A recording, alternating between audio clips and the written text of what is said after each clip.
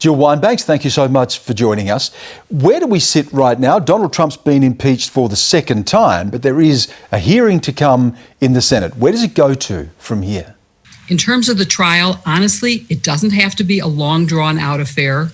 The evidence is something that, first of all, 535 members of the Senate and the House saw. They saw it with their own eyes.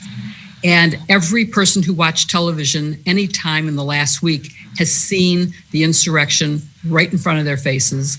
The video of the president inciting that riot is available to anyone. And right there you have a case, right there. Then the question is, how many members of Congress are guilty of collaborating and conspiring with him? And what should happen to them?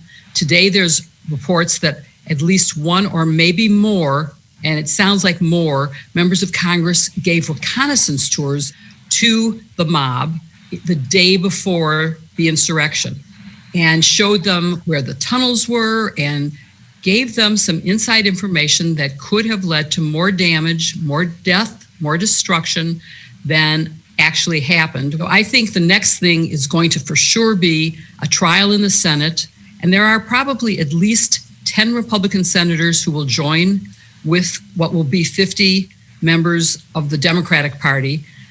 That's 60. That's pretty close to 2/3, which is all it takes to convict.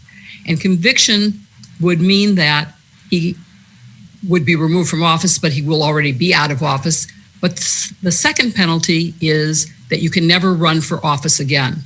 And that's important because it would prevent him from raising money, as he is now doing, from his followers and using it for his own lifestyle rather than for a campaign. He can't raise campaign money if he's not able to run for office. So we need to take that action as well. Jill, what you're describing here is not just Donald Trump in the dock, but the Republican Party itself in the dock for potential collusion and for what they're going to do from this point on.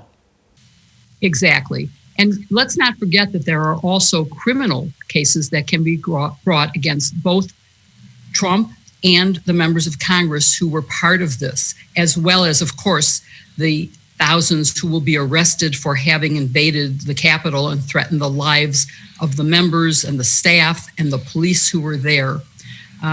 There are a lot of criminal cases that can be brought related to this, but also related to other crimes that the president may have committed. It's kind of embarrassing for me to be on Australian television talking about crimes by the US president.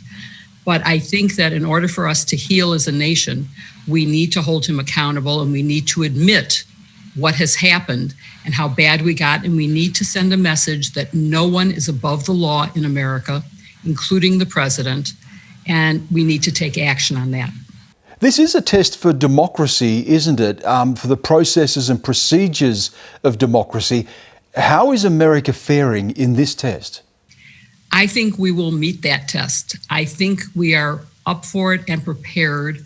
We did this during the Watergate era. There is a big difference from the Watergate era. During Watergate, there was bipartisanship.